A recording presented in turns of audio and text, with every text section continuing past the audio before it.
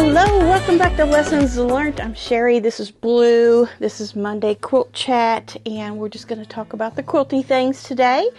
What's going on around here in my area of the quilting world and in other places too. But yeah, we got Blue up here. He's getting ready to put him down for a little beanbag nap back here, but he wanted to say hello first. He was begging to get in my lap as soon as we got in here. So yeah, Blue, you doing okay? Are you doing okay today? I think he's doing pretty good. He's being a good boy. Are you being a pretty good boy? Pretty good, yeah. He's been rolling around in the dirt. It's really dry around here. We desperately need some rain.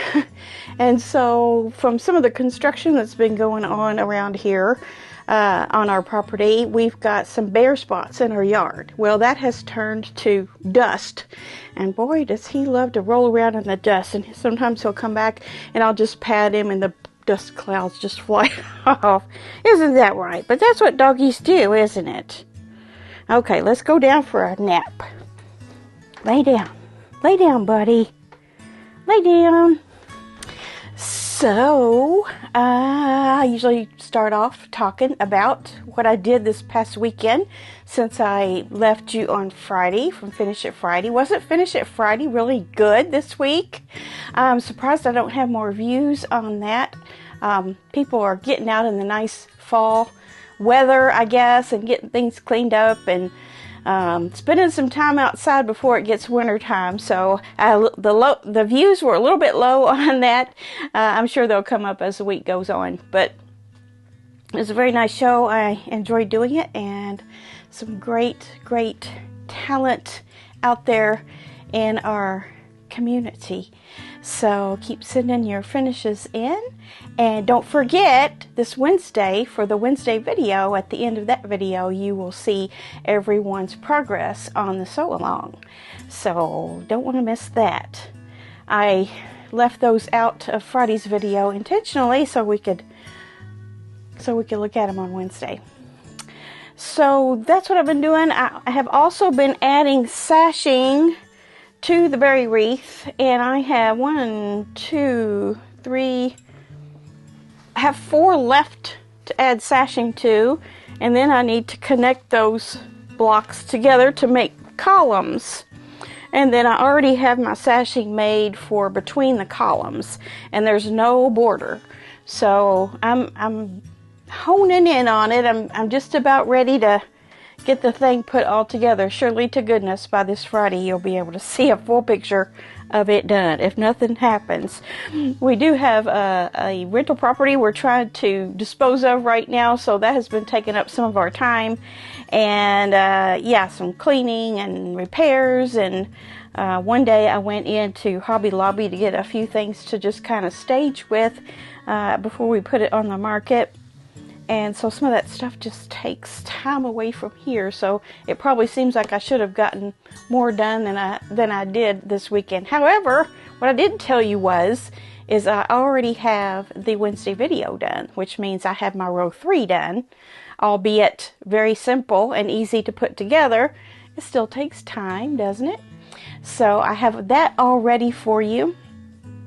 One note to all of you who are participating in the sew along: don't get too hung up on whether or not your rows are exactly 70 inches, because at the end we will be, kind of squaring it up, and there's no doubt, as long as you don't put too little fabric on those ends, you'll be fine. If you put extra on the ends, you should have no issue whatsoever. I'm giving you an exact measurement, and if you feel like your rows just aren't quite coming out long enough, then just add a little extra on those outer strips, and then we'll trim those down later. Just make them a little wider. So mine are coming out okay. The math is the math. The quilt math works. But, everybody's machines are different, and if you go from one machine to another, you might get a different result for one row than you did on another, things like that. You change your foot out, all kinds of little variables can happen that can make your rows or your 1/4 inch not be the same 1/4 inch that you originally started with. It's happened to me plenty of times, but there's always a workaround, so no worries, no worries. This is a very easy, simple design, so we have a lot of wiggle room to be able to get things right. So it looks good. I'm looking at it right now, and the row is about the same size as the first row. Yes, it is.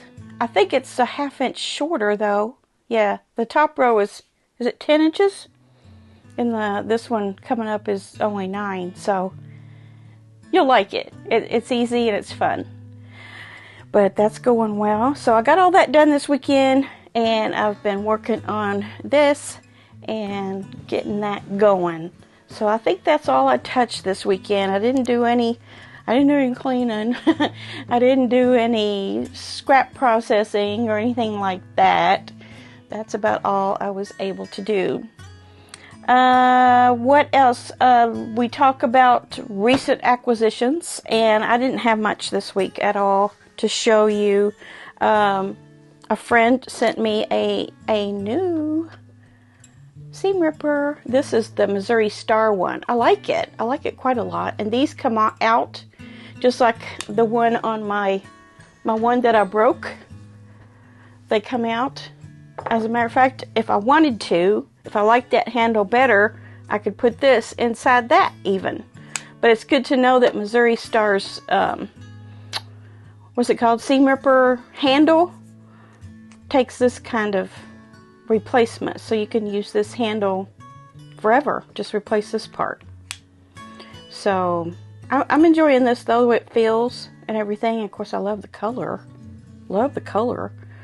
That's one thing that Missouri Star got right in my book, which they're a great company. I don't really have any gripes against them, but all their stuff is in aqua, all their signature items that they sell. So I'm liking this. And she also sent me some black and white fabric, but I've already cut it up.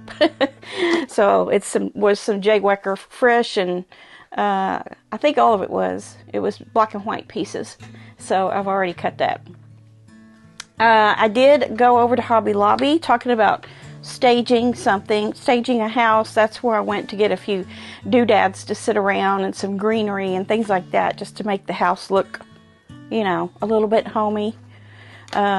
You'd be surprised how a little bit of that stuff goes a long way when people are looking at houses. So while I was in there, which I don't go in there routinely to get fabric, but I do love their muslin that they have, and it's like, I think it's called like extra fine or extra, seems like it has the word fine in it, super fine or something, indicating the quality of it. And I really like their muslin. I noticed the other day I was I was down to about a piece about a 1/4 yard.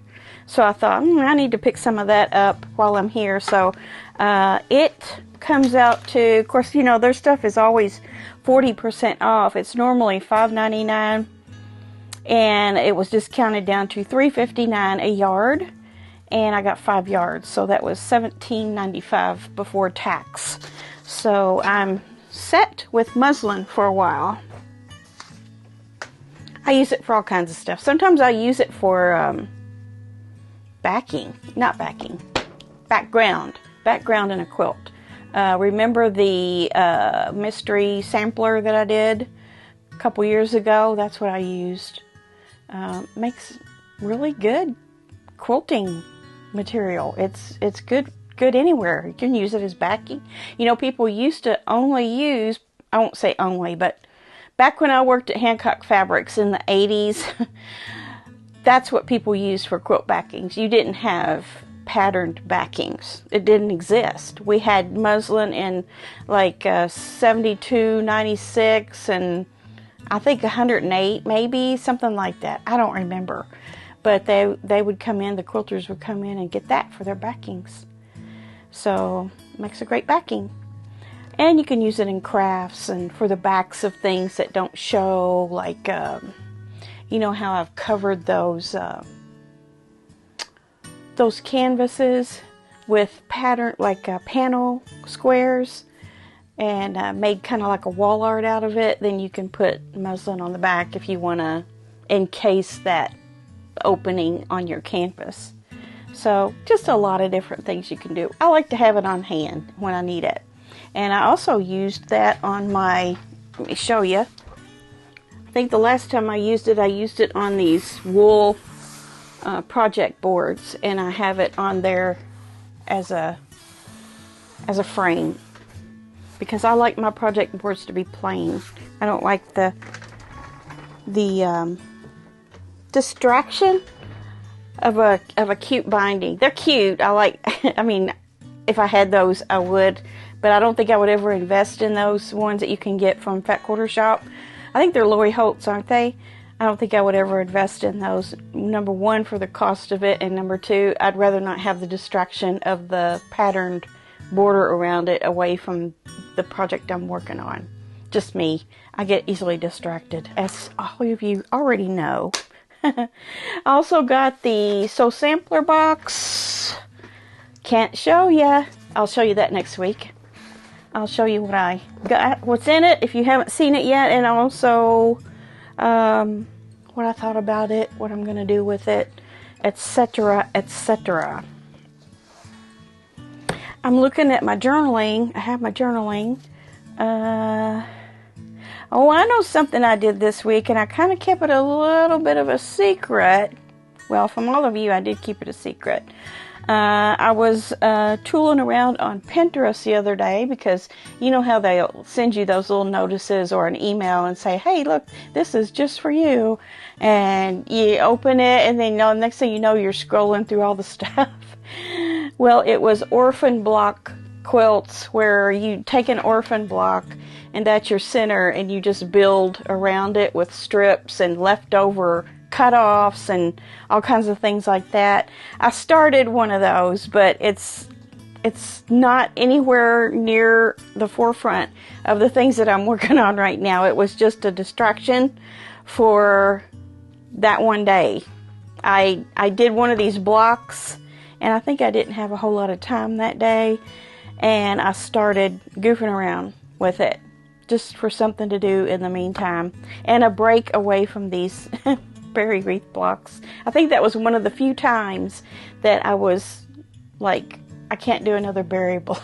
But I got right back into it the next day. I think I only had those 2 half ones left to do after that day. So I was like, oh, I need to do something else, please. Please let me do something else for just a minute. So I worked on that for, I don't know, an hour or two maybe. It's turning out cute. I'll have to show it to you once I get it going along. I'm not doing a tutorial on it or anything because I don't know what I'm doing. But it's not hard. It's kind of like improv. You just take all your leftover junk and just start around a block. All your stuff. And you add fabric where you need it. Stuff like that. It's fun. I love it. Oh, before I keep going though, from the Hobby Lobby, I also got some of these Pigma markers. And I got a fine, medium, and a bold. This was $9.99 for 3 of them. And these are what you call professional brush markers. And I was watching a video by the Catbird Quilts and Kathy. I don't know if you watch her, but it's Kathy with a C. So at the Catbird Quilts, the Catbird Quilting or the Catbird Quilts, one or the other. Anyway, she's interesting to listen to. She always says, and I have a lot to say about it. That's how she starts her videos, if you've not seen her. And she talks a lot, like I do. And so she was using these and talking about quilt labels. So if you go over to Catbird Quilts and search under quilt labels, you'll find the video that I saw. But she was using this, and she had been playing around with some other stuff and just how to do quilt labels. And I thought, I need those. So when I was in Hobby Lobby, I was like, I bet they have those, because they have every writing instrument possible for crafting and calligraphy and all that stuff. So I got these. And then another thing that I can only get at Hobby Lobby are these. Do you know what have you had one of these? These are cinnamon, like hot cinnamon suckers. So I have made a pact with myself and with a friend that starting November 1st, I'm getting back on my no sugar diet, so I have to eat these this week. I think I can take care of it. But I thought, while I'm here, I'm going to get my favorite sucker. Yeah, you can only get these at Hobby Lobby as far as I know. Yeah, cinnamon. They're really good. So if they're up there by the register in a bucket. So if you're ever in Hobby Lobby and you want a cinnamon sucker, that's where you should get it. Okay, I have a Connecting Threads magazine. If you're on their mailing list, you probably got that this weekend or recently as well. If not, you may get it tomorrow. But I did want to point out a few things in here that I liked. I love this Lady Eliza line that they've come out with. This is one of their own lines. And I'll show you some of the other projects that they have in it. Here is the actual fabric. Isn't that pretty? It kind of reminds me of Folk and Lore, a mix between Folk and Lore and Kansas Troubles or something like that. Some of Kim Deal's fabrics, which I was sitting here looking at this when I first got the magazine and I thought, am I starting to like the older style prints again and colors? I just really like these. I don't know if maybe it's because they're including more blues and aquas and you know, the teals and the corals. They're just enough more brighter than they used to be that I really like them now. So yeah, that's Lady Eliza. It's $9.96 a yard, which isn't bad, and it's a Connecting Threads original. Here are the projects that they have in it. You can get kits, patterns, whatever. Super pretty. And then, of course, they have all the coordinating basics that go with it. And there's also a Mondo bag that's pieced right here. They make a pretty bag. I usually don't like those bags, but I'm thinking if you pieced it and maybe shored it up a little bit with some interfacing or something, or some kind of stabilizer, it would be a cute bag. Let's see what else. They have some cute flannels in here as well. More patterns. They have this In Full Bloom is also a Connecting Threads. I think this was in the last magazine, but look at this. Isn't that pretty? And look at the big octagons, the print that they used in there. I love that. There again, blues and corals and greens. Like it. I'm trying to think if there was anything else I wanted to point out in this magazine. They have the Cafe for $13 a yard, the new collections. Well, no, it's 2024. I think he's probably getting ready to come out with some new stuff.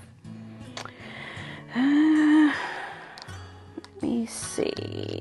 Yeah, I think that's all I wanted to bring out about this. And then also, I'm going to share with you the quilt of the week, the art quilt of the week. Oh, you're going to love this one. I love it. It's called, I'll put a picture right there.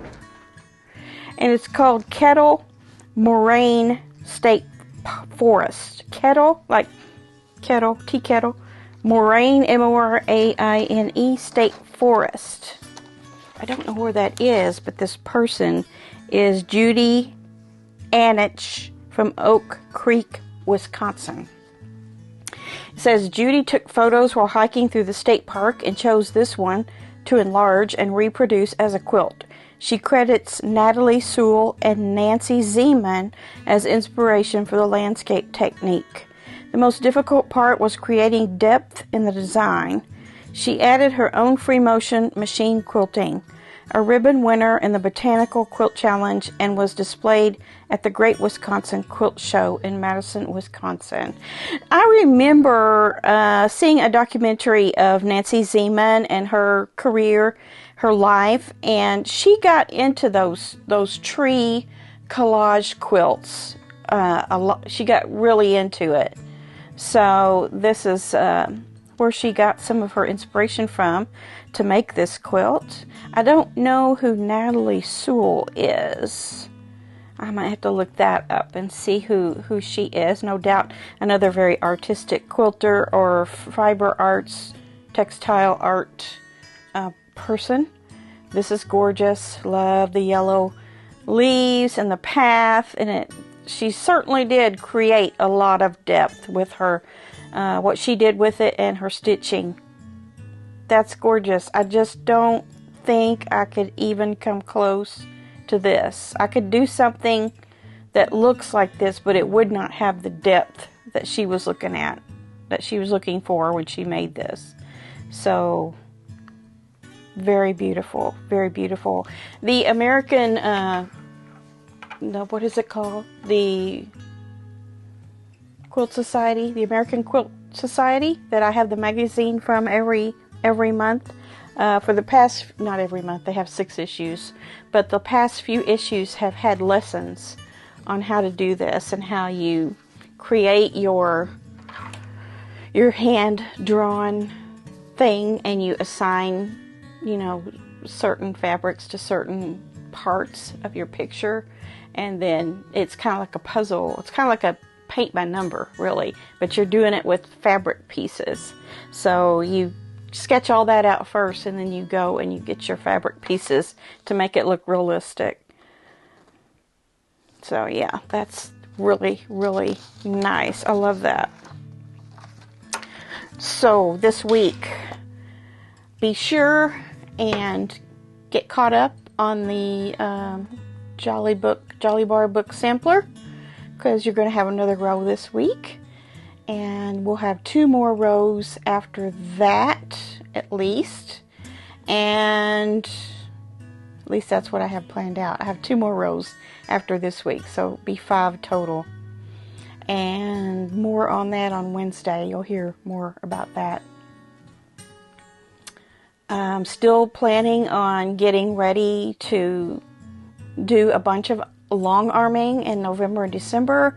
I ordered white and off-white batting, a big roll of each, and yeah, I'm gearing up. I'm gearing up for November just like it was January. So I'm gonna put a big dent in those quilt tops that I have in there, and I've been collecting backings for quite some time now, so hopefully in all of my stash, I've got enough fabric to do backings for all those quilts. And we'll see how many I get done. I'm not saying I'm getting them all done, but I want to put a major dent in those. So we'll see. We'll see what happens. I'm getting quite excited about it, actually. Also, I wanted to mention there's another YouTuber that I wanted to. It's not an official shout out because she doesn't know me from anywhere. But someone who lives close to me is a retired handy quilter educator. I say close. She lives about 40 miles away from me. And so she has started a YouTube channel. So if you're a handy quilter, pro stitcher person, you might want to check her out. It's Harriet Quilts by Harriet. Quilting with Harriet. It's Harriet with 2 R's and 1 T. So it's either Quilting with Harriet or Harriet's Quilts. I'm not sure, but she teaches long arming, and she kind of she speaks my language. How some people you can learn from and some people you can't. I understand how she explains things, and so that's something new I found. If you're a handy quilter owner and you have pro stitcher, she can help you understand your systems and your equipment better. So go look for that. I'm trying to think, is there anything else? Diane from Patchwork Quilts with Diane, which I shouted out last week, she has sent her photos in for this week. So you'll see those on Wednesday, and she's participating in the sew along. So go check her out too. I think I have her link in the description box of the video already, so you can find her. So lots of good information out there on YouTube. If one person doesn't get through to us like some, then there's always somebody else we can find. So I hope that what you find here on this channel suits you, and I speak your language and you can learn from me. So that is all I have for this week. I think today I will go, of course, get finished with this and maybe get that all put together today. I know I keep promising, but maybe today's the day. Let's just see what happens. And then after that, let's see, it's going to be the 28th. When is the 1st? Is it Friday? I think it's Friday, Thursday or Friday. So I need to get myself mentally and physically prepared for my long arming adventure in November and December. So that's probably what I'll be concentrating on this week. So get in your sewing room and do something. Do a little something every day and finish up some projects and get them out of the way so you can start some new ones. That's always fun, isn't it? And before long, you'll have something to send over on the Finish It Friday videos, and keep sending those in too. So we will see you later on this week on Wednesday. In the meantime, have a great week. Bye.